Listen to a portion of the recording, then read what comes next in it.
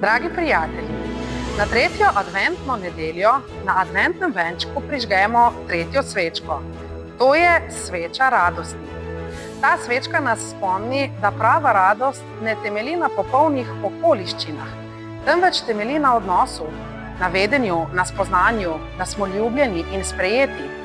Ko to vemo, se v srcu prižge luč, ki je močnejša od vseh skrbi in strahu. Radost ni nekaj, kar hranimo zase. Je kot plamen, če ga delimo, ne ugasne, ampak postane še svetlejši in še močnejši.